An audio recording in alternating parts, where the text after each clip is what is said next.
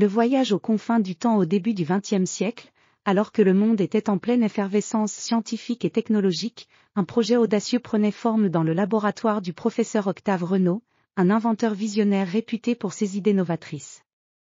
Son dernier projet était aussi ambitieux qu'extravagant, un voyage à travers les âges de l'histoire humaine, grâce à une machine capable de manipuler le temps. Cette machine, qu'il appelait la chrononavette, promettait d'ouvrir les portes de l'histoire comme jamais auparavant. Le professeur Renault, un homme de stature imposante avec des cheveux gris et une barbe soigneusement taillée, avait choisi 2 jeunes explorateurs pour réaliser ce voyage exceptionnel. Louise, une brillante historienne aux yeux vifs et à l'esprit aiguisé, et Marc, un ingénieur talentueux avec un tempérament aventureux et une passion pour les défis techniques, étaient ses compagnons de voyage. Leur mission était de traverser différentes époques pour étudier les civilisations passées et recueillir des connaissances inestimables. Le départ de leur voyage se fit dans le laboratoire du professeur, situé dans une grande villa à la périphérie de Paris. La chrononavette, une machine complexe constituée de tubes en cuivre, de cadrans en laiton et de rouages bruyants, se dressait au centre de la pièce. Ses lumières scintillaient et ses mécanismes s'agitaient dans un enchevêtrement harmonieux. Les murs étaient couverts de cartes anciennes, de schémas scientifiques et d'horloges aux chiffres dorés.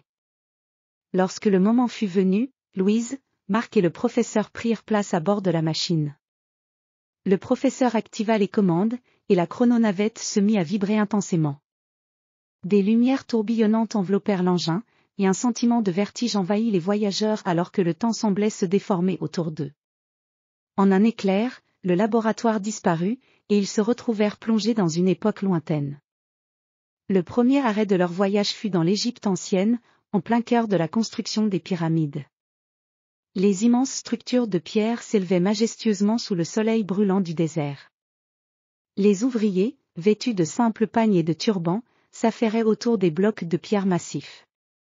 Louise, fascinée par la précision de l'alignement des pyramides, prit des notes minutieuses sur les techniques de construction, tandis que Marc inspectait les outils utilisés par les bâtisseurs.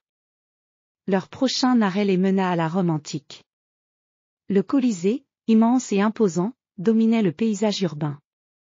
Les arènes étaient en pleine effervescence avec des combats de gladiateurs, et les citoyens romains, vêtus de toges élégantes, assistaient au spectacle avec enthousiasme.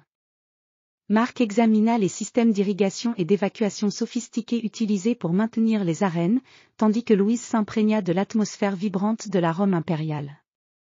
Le voyage se poursuivit à travers diverses époques et civilisations, l'Asie médiévale avec ses temples ornés de statues dorées, les châteaux médiévaux en Europe avec leurs chevaliers et leurs seigneurs, et la Renaissance avec ses artistes de génie.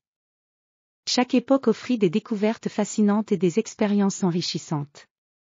Louise et Marc enregistrèrent leurs observations avec une précision méthodique, tout en profitant de la chance unique d'être témoins de moments historiques inoubliables. Enfin, après avoir traversé de nombreuses périodes de l'histoire, la chrononavette les ramena à leur époque d'origine. Le retour fut empreint d'une grande émotion et d'une satisfaction profonde. Le professeur Renault, Louise et Marc étaient impatients de partager leurs découvertes avec le monde. Leur voyage avait non seulement enrichi leur compréhension de l'histoire, mais avait aussi renforcé leur conviction que la connaissance et l'exploration étaient les clés pour comprendre le passé et façonner l'avenir. À leur arrivée, les résultats de leur voyage furent accueillis avec un enthousiasme sans précédent. Les écrits de Louise et les découvertes techniques de Marc trouvèrent une place de choix dans les annales de l'histoire, et la chrononavette devint un symbole de l'esprit d'aventure et de la quête de connaissances humaines. Le voyage aux confins du temps avait non seulement ouvert des fenêtres sur le passé, mais avait également éclairé le chemin vers un avenir prometteur, fondé sur la compréhension et la curiosité insatiable.